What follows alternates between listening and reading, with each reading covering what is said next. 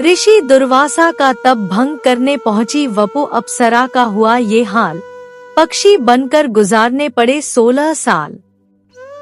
पौराणिक काल में कई महान ऋषि हुए जिनके तप से स्वर्गलोक में बैठे इंद्र का सिंहासन पर खतरा आ जाता था। इनमें से एक थे ऋषि दुर्वासा। ऋषि दुर्वासा अपने क्रोध के लिए जाने जाते थे। बड़े से बड़ा शख्स उनसे खौफ खाता था।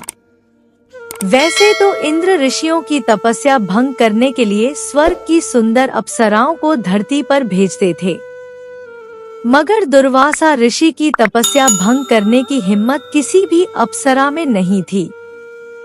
एक बार वपु नाम की सुंदर अप्सरा ऋषि दुर्वासा की तपस्या भंग करने पहुंची तो ऋषि ने उसका ऐसा हाल किया कि उसे 16 साल पक्षी बनकर गुजारने पड़े।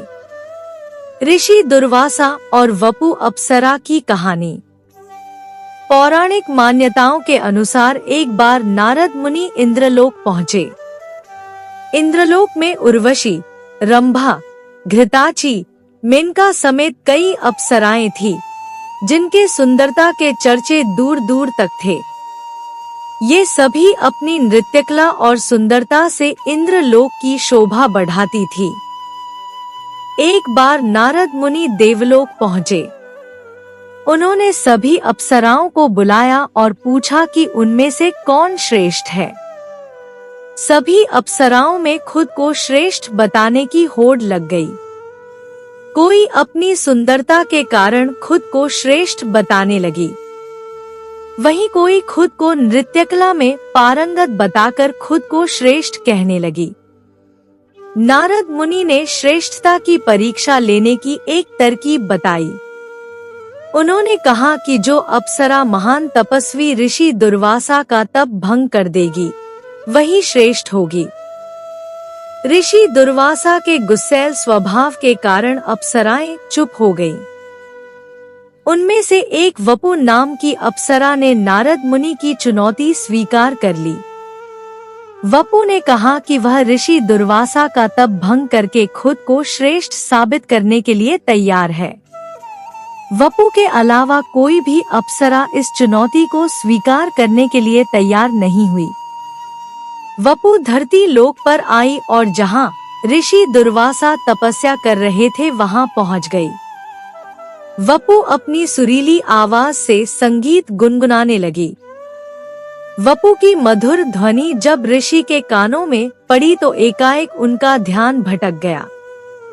उन्होंने अपनी दिव्य दृष्टि से देखा तो वपु दिखाई दी। जब उन्हें पता चला कि ये एक अप्सरा का काम है तो उन्हें बहुत क्रोध आया।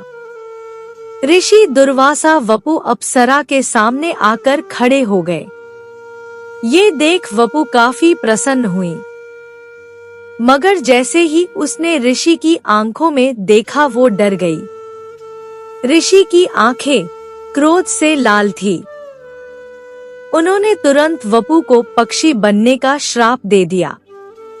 वपु अप्सरा ये सुनकर रोने लगी। उसने ऋषि से माफी मांगी।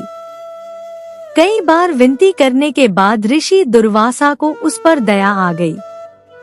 उन्होंने वपु से कहा कि अब श्राप दे दिया है तो वापस नहीं होगा। उन्होंने कहा कि पक्षी के रूप में 16 साल गुजर जाने के बाद एक तीर उसे आकर लगेगा और वह पुनः अपने रूप में लौट आएगी। श्राप के कारण वपु अप्सरा पक्षी बन गई। समय गुजरने लगा। पक्षी रूपी वपु गर्भवती हो गई। 16 साल पूरे होने को आए। ऋषि दुर्वासा के कहे अनुसार महाभारत के युद्ध के दौरान वह कुरुक्षेत्र की धरती के ऊपर उड़ रही थी। तभी अर्जुन का तीर उसे आकर लगा और वह जमीन पर आ गिरी। उसके पेट में 4 अंडे थे, वो भी निकलकर बगल में गिर गए। तभी हाथी का एक घंटा वहां गिरा और उसने चारों अंडों को ढक लिया। पक्षी के प्राण पखेरु उड़ने के बाद वपु पुनः अपने रूप में आ गई और अप्सरा बनकर स्वर्गलोक में लौट गई। उसके अंडों से 4 पक्षियों का जन्म हुआ। उन्हें मुनि शमीक ने उठाया और अपने साथ ले गए।